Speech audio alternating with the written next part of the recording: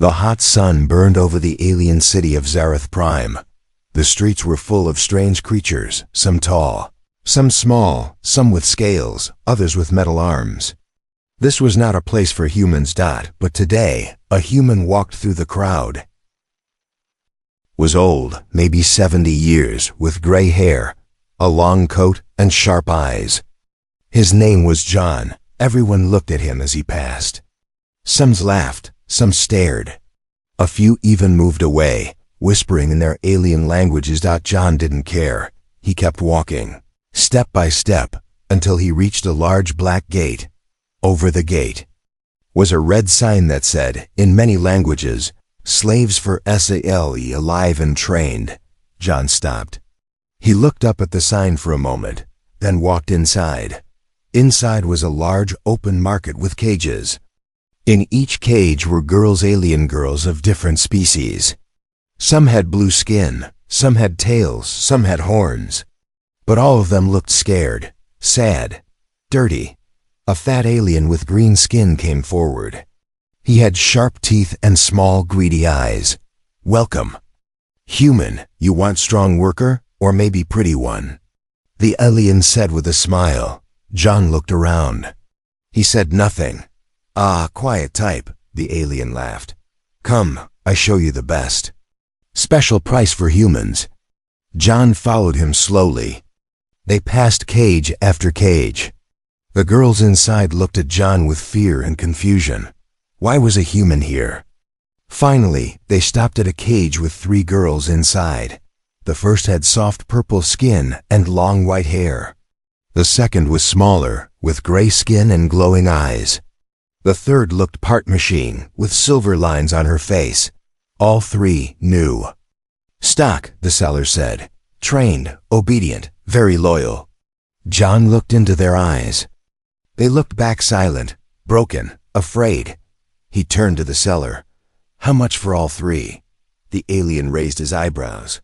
"All 3? Big deal. 30,000 credits." John didn't even blink. He pulled out a black card and handed it over. "Here, full payment, no games." The alien's eyes grew wide. He checked the card. It was real. He smiled. "You are smart human," he said. "You choose well." John opened the cage himself. The girls backed away. They thought he would hurt them. He stepped back and said, in a calm voice, "You are free now. Come with me." The girls didn't move. They didn't believe him. John didn't force them. He just turned and started walking away. Slowly, the girls followed. Outside the market, the sun was lower. The streets were still crowded. John led the girls through narrow alleys and old tunnels. They walked in silence. After a long walk, they reached a small metal door. John placed his hand on a scanner. The door opened, and inside was a hidden ship, old, but strong-looking. John helped the girls inside. "You can rest here," he said softly. "There's food, clean water, and beds." The girls looked at each other, confused. One of them, the purple-skinned girl, asked in a quiet voice, "Why did you buy us?" John looked at her with kind eyes. "I didn't buy you to own you," he said. "I bought you to free you. But why?" She asked again. John looked away. "Because someone should." The ship's engine started. It rose quietly into the sky. Far below, in the dark alley, a shadow moved. A tall alien with a scarred face touched his communicator. "He's back," the alien whispered. "The human ... The one from the war. He just bought 3 slaves." A voice replied, cold and hard, "Follow him. We want to know where he goes." Back in the ship, the girls sat together in a warm room. They were silent, still unsure. John sat in the pilot seat, watching the stars. He didn't say much, but his eyes looked heavy, like he carried many memories. Suddenly, the youngest girl whispered to the others, "He's not like the others." The part machine girl nodded. "I think he's trying to help." The purple girl said nothing. She looked through the window at the stars. Maybe, just maybe, this old human was different. The purple girl couldn't sleep. Even though the bed was soft and clean, her heart still raced. She got up quietly and walked through the dark hallway of the ship. Everything felt strange. Too quiet. Too calm. No chains, no cages. No loud alien voices. She tiptoed to the control room. There, sitting in the pilot's chair, was the old human John. He wasn't sleeping either. His hands rested on the controls. His eyes looked at the stars, lost in thought. The girl watched him for a moment. Then she noticed something sitting on the table next to him. A small picture. She stepped closer and saw it. A photo of John in a black military uniform, full of medals, standing with other soldiers. They looked strong, proud, dangerous. Her eyes widened. "Who is he?" Suddenly, John spoke without turning. "You should be sleeping." The girl jumped back. "Sorry. I couldn't rest." John turned his head slowly and gave a small smile. "Didn't mean to scare you." She pointed at the photo. "Is that you?" John nodded. "Long time ago, different life." She looked at him carefully. "You were a soldier?" "A general," he said softly. "Earth Defense Force, retired. Why did you help us?" She asked again. John sighed. "Because I couldn't help the others. Not in time. I made a promise to myself. No more looking away." She didn't understand everything he said, but she felt his words were true. Then boom, the ship shook hard. Alarms screamed. John stood up fast. "They found us." Outside, too. Alien bounty hunter ships attacked from behind. Their lasers hit John's ship again and again. The girls screamed as they ran to the control room. "We're under attack," John shouted. "Strap in." The part machine girl sat in the co-pilot seat. "I can help. I know how to jam signals." John nodded. "Do it." The gray-skinned girl ran to the engine room to boost power. The purple girl held tight, trying not to panic. Outside, space lit up with fire. Enemy ships circled like hungry wolves. John flew fast through the asteroid belt near the planet. Big rocks floated everywhere. One mistake and they'd crash. But John was calm. His hands moved like a pro. "I've flown through worse," he said to himself. "Shields at 40%. The part machine girl shouted. "Then we better disappear," John said, flipping a switch. "Hold on." He pressed the hyperspace button, but nothing happened. The gray-skinned girl's voice came from the speaker. "Jump drive is damaged. We'll have to fix it mid-flight," John growled. The girls worked fast. Sparks flew in the engine room. One wire shocked the gray girl. She fell but got up again. John dodged another blast. Then, suddenly, flash. The jump drive activated. The ship tore through space and vanished into hyperspace, leaving the enemy ships behind. Silence. Only the soft hum of hyperspace remained. Everyone sat still. The girls looked around, alive, safe, but tired. John leaned back in his seat and let out a long breath. "We made it." The purple girl sat down beside him. "You're not just an old man." John smiled. "I never said I was." The part machine girl looked at the screen. "We'll need to stop somewhere. The ship needs repairs." John nodded. "I know a place, but we must be careful. They'll keep looking for us now." The girls stared at him. "Why?" One asked. "Why are they hunting you?" John looked at the stars again. "Because I broke their system," he said quietly. "Long ago, I destroyed one of their biggest slave rings, and now I'm back." Far away, in a black space station, a tall alien stood watching the screen. "Report," he said. "Target escaped," said another alien. "Jump to unknown coordinates with the 3 slaves." The tall alien clenched his fists. "The old human returns. He should have died years ago." He turned to the others. "Find him. I don't care how. He will not free another slave." Back in the ship, the girls sat together in the dining area. They ate real food, warm food, no chains, no masters for the first time in years. They felt hope, but deep down, they all had the same question: who really was this old man? And how far was he willing to go? Asterisk. The old coat smelled like smoke and oil. The purple-skinned girl sat alone in the control room, holding it in her hands. It belonged to John, the old human who had saved them. He was sleeping now, resting after the escape. But she couldn't sleep. She looked again at the photo on the table. There was John Young, strong, standing with a team of humans in military suits. Behind them was a symbol, a white eagle with burning stars. It didn't match the John she saw now. Old, quiet, kind. She picked up a small device from the drawer. A memory chip. Curious, she placed it in the console. A video played. Her eyes widened. A recording began. News footage from many years ago. General John R. Maddox, hero of the Battle of Vecran 9, commander of Earth's First Fleet, known across 3 galaxies as the Ghost General. Then images, massive. Space battles, alien slavers captured, prison ships destroyed, cheering alien refugees. Another clip showed him speaking to a crowd. We fight not just for humans, but for anyone who is chained, hurt, or forgotten. No one deserves to be sold like cargo. The video ended. The girl sat in silence. Now she understood. John wasn't just a soldier. He was a legend, hiding in plain sight. Suddenly, the door opened. John stood there, watching. You found it, he said calmly. The girl stood up quickly.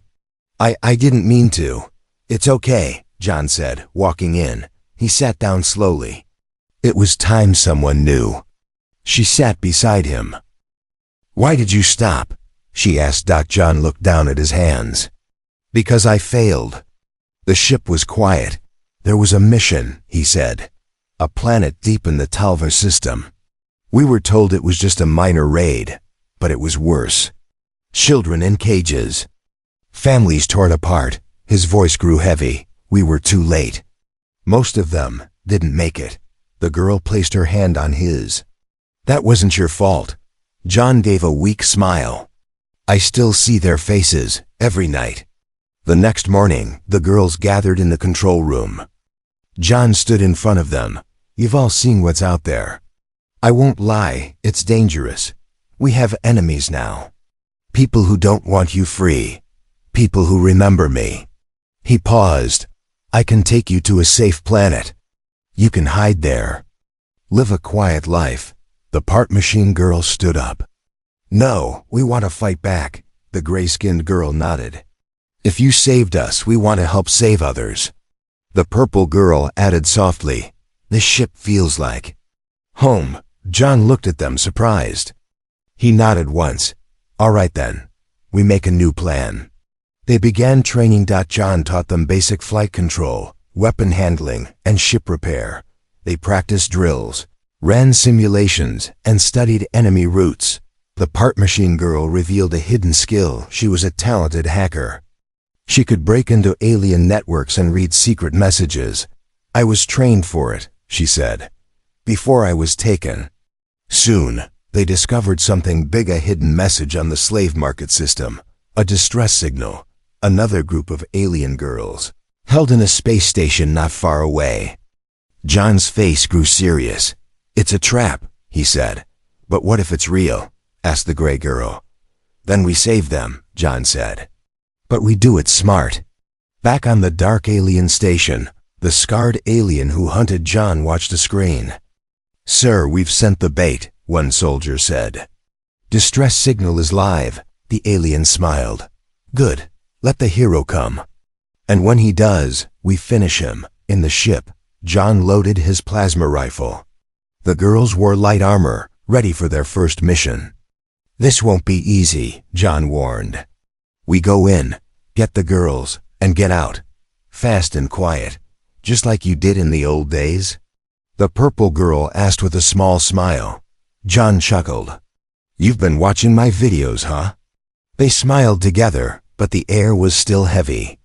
They were not soldiers, but they had each other, and they had a mission. As they flew toward the station, John looked at the stars. He whispered to himself, "Maybe I'm not done yet." Asterisk, they were screaming, not on the ship. Not here, but in her dreams. The gray-skinned girl woke up sweating. Her heart beat fast. Her breathing was short. She had seen them again, alien. Girls trapped behind electric cages, begging, starving. One of them looked like her sister. She sat up and stared at the cold floor of the ship. No more running. Not again. In the next room, John was checking the ship's systems. His face was calm, but his eyes were sharp. The purple girl entered, holding a map. "They're here," she said quietly, pointing at a blinking dot on the star chart. The signal came from this abandoned mining station. "Orbiting a dead moon." John nodded. "And you're sure it's not a trick?" he asked. The part machine girl entered next. "The signal is real. I checked the encryption. That code. It only comes from inside slave transport systems." John looked at the three girls. Then he said something unexpected. "This mission will change everything." 12 hours later, their ship floated in the shadow of the old mining station. No lights. No movement. It looked like a graveyard in space. Inside the ship, the team checked their gear. John handed out small comms and energy pistols. "I lead," he said. "No hero moves. We stay together." The purple girl nodded. "Got it." The part machine girl added, "I'll disable cameras once we're inside." The gray-skinned girl took a deep breath. "Let's go save them." They docked silently. The air inside the station was stale. Cold metal walls, broken lights. The sound of their boots echoed as they walked. John moved like a shadow, careful, quiet, watching every corner. He signaled the group to stop. Then they heard it. Crying. They followed the sound down a long hallway. A locked steel door blocked the way. The part machine girl moved forward, placed her hand on the control panel, and started hacking. Seconds passed. The tension grew. Click. The door opened. Inside were 6 alien girls, thin, bruised, and scared. The gray-skinned girl rushed forward. "It's okay, we're here to help." But one of the girls backed away, pointing behind them. "Trap," she whispered. Too late. The walls exploded. Soldiers in black armor stormed in with stun weapons. Red lights flashed. Alarms screamed. John pulled out his rifle. "Defense mode, now." The team spread out. John took front, covering the girls. Laser fire lit the hallway. Smoke and sparks flew everywhere. The purple girl ducked behind cover, returning fire with shaking hands, but she didn't stop. The part machine girl overloaded the lights, sending the hallway into darkness. Just flashes of gunfire lit the scene. The gray-skinned girl helped the rescued girls escape down a back route. John shouted, "To the ship! Go, go!" In the chaos, John saw him, the tall, scar-faced alien commander from his past. "John Maddox," the alien growled. "Still saving worthless trash?" John stepped forward, calm. "No, just stopping garbage like you." They fired. The alien's blaster hit John in the shoulder. He fell, but not hard. He rolled, fired back, and hit the alien in the leg. As the enemy screamed, John grabbed a fallen grenade and tossed it at the door. Boom! The path was clear. Back on the ship, the girls helped the rescued ones aboard. The ship started engines. The part machine girl yelled, "Where's John?" Suddenly, bang! The side door opened, and John stumbled in, smoke behind him. "Drive!" he shouted. They launched into space. Enemy fighters followed, but they were slow. With a sharp turn and one missile blast, John destroyed the lead fighter. They jumped to hyperspace. Silence again. Inside the ship, the rescued girls cried softly, but it was a cry of relief. The gray-skinned girl sat beside one. "You're safe now." "He came for us." The alien girl looked up. "He risked his life for strangers." "Yes," the girl said, "because that's what he does." Later, in the med bay, John sat with his arm bandaged. The purple girl walked in. "You could have died," John smiled. "But I didn't." She shook her head. You're crazy. Maybe, he said. But we saved them. That's what matters. She sat beside him. We're with you. All the way. John looked at her, and for a moment, the tiredness in his face softened, not as a soldier, but as a man who finally found a reason to fight again. Asterisk, he was dreaming again. This time, there was no war. Just silence. John stood in a green field on old Earth. Wind moved through the trees. A dog barked in the distance. Then he heard laughter, children laughing. He turned around. 3 girls were running through the grass. Not human. Not alien. Just free. Then the sky turned black. And the cages returned. John woke up sweating. Pain shot through his shoulder. The wound from the last mission was healing, but slowly. He sat up on the small bed inside the med-bay. Someone was sitting beside him. It was the purple-skinned girl, fast asleep, her head resting on the edge of the bed. John blinked. She had stayed up all night. He didn't move. He didn't want to wake her. Instead, he stared at the ceiling, listening to the hum of the ship. So much had changed. He had started this alone.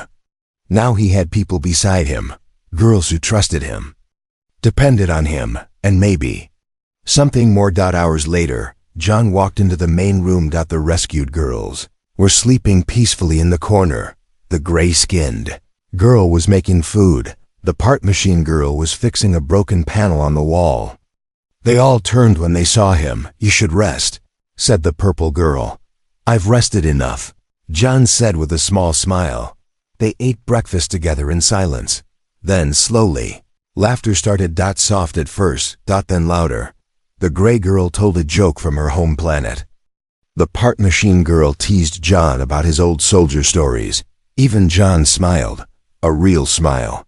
For a moment, it felt like family. Later that day, the team trained together. John showed them basic combat techniques, how to disarm enemies, how to shoot without panicking, how to move quietly. You don't need to be soldiers, he said. You just need to be smart. The girls listened carefully. They moved with more confidence now. They weren't the same scared girls he had found in cages. They were changing, and so was he. That night, they landed on a quiet jungle moon called Laura 7. It was neutral ground, no laws, no wars, just quiet. John planned to drop off the rescued girls there. A friendly species lived on the surface and offered them safety. The goodbye was hard. Tears were shed. Hugs were given. One young alien girl ran back to John and hugged his leg tightly. You saved us, she whispered. Don't stop. John nodded slowly. I won't. As they returned to the ship, John stood alone outside for a while, looking up at the twin moons. The purple-skinned girl walked up beside him. You never had a family? She asked. John shook his head. Was married once, long time ago. She died, no kids. The girl looked at the stars. You could have a new one. He glanced at her, surprised. Then smiled. Maybe. Suddenly, a distant sound broke the moment. Boom. The ground shook. Trees burst into flames. John pulled out his scanner. Gunfire, north side. They ran back to the ship and checked the radar. An enemy cruiser had entered orbit. A message came through. You can't hide forever, John Maddox. Turn over the girls, or this planet burns. The girls looked at him. He looked back. We fight, he said. Inside the ship, alarms started. Lights flashed red. John moved quickly to the controls. They followed us here, he said. They don't care about the planet. They just want to break us. The girl stood beside him. The part machine girl activated the shield systems. Purple girl loaded weapons. The gray girl checked communications. No running this time, John said. We protect the people here. We protect each other. Outside, the enemy ship charged weapons, but inside their small ship, a family was ready. Asterisk, there were only 5 minutes left. 5 minutes until the enemy cruiser would fire. 5 minutes until the jungle moon peaceful green. and full of innocent people, would be turned to ash. John stood alone in the ship's armory, staring at his old helmet. Dust still covered it. Scratches from past battles told their own story. He picked it up, and, for the first time in years, put it on. "If this is the end," he whispered, "then let it end with me standing." In the next room, the three girls stood ready, armor on, weapons loaded, eyes focused, but behind their strength was fear. The purple-skinned girl looked at the part machine girl. "We could still run." The part machine girl shook her head. "And leave him? Never." The gray-skinned girl nodded. "This is our fight too. He didn't teach us to hide." Then the door opened, and John stepped in. He didn't speak, but when they saw him in full armor, helmet shining, eyes cold and sharp, they knew. The Ghost General was back. They launched fast. Their small ship rose from the jungle and headed straight for the massive enemy cruiser above the moon. Outnumbered, outgunned, outmatched. John flew directly into the enemies. Line of fire. "They won't expect this," he said calmly. "They think I'm old and weak," the purple girl smirked. "Let's show them you're just old," John chuckled. "Deal." As they approached, enemy ships swarmed toward them. The part machine girl hacked their targeting systems, throwing off their aim. The gray-skinned girl fired the pulse cannon, knocking two ships out of the sky. The purple girl focused on shields and reloading. John dodged between laser blasts with perfect control. "Still got it," he muttered. But then, boom. A direct hit slammed into their side. Sparks flew. Smoke filled the cockpit. "We've lost left thrusters," shouted the gray girl. "Brace for crash." John yelled. They didn't crash, they boarded. At the last second, John turned the ship toward the enemy cruiser and forced a manual landing. The ship skidded, scraped, then punched through a docking bay. They slammed to a stop, then silence. John stood first. "We go fast, we go hard. This ends now." The girls followed. Inside the enemy cruiser, alarms screamed. Soldiers poured into the halls. John led the charge. Blaster fire lit the corridors. The girls moved like shadows, covering each other, protecting one another. The purple girl was hit, but her armor held. The gray-skinned girl disabled. Enemy doors with a knife and a wire. The part machine girl sent a virus into the ship's core. "Systems, 10 minutes until reactor overload," she said. "We either leave or blow up with them." John smiled under his helmet. "Perfect." At the heart of the cruiser, they found him, Commander Skarn, the scar-faced alien who had chased them for weeks. He stood on a high platform, surrounded by guards. "So this is it?" Skarn said. "You came to die with them?" John stepped forward. "No, I came to finish what I started." Skarn snarled. "You're too late." John threw down his helmet. "I'm never late," he growled. Then he charged. The final battle began. Explosions rocked the ship as systems failed. The girls fought beside John. One team, one family. John reached Skarn, and the two clashed in hand-to-hand combat.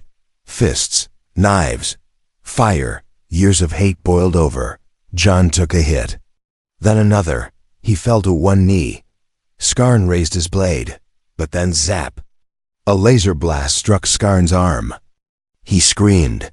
The purple girl had fired. John stood, grabbed Skarn, and with a final punch, sent him falling over the edge. Gone. They ran. Alarms counted down. 30 seconds. The part machine girl shouted. They reached their ship barely functioning. John jumped into the pilot's seat. "Hang on." They launched as the cruiser behind them exploded in a ball of fire.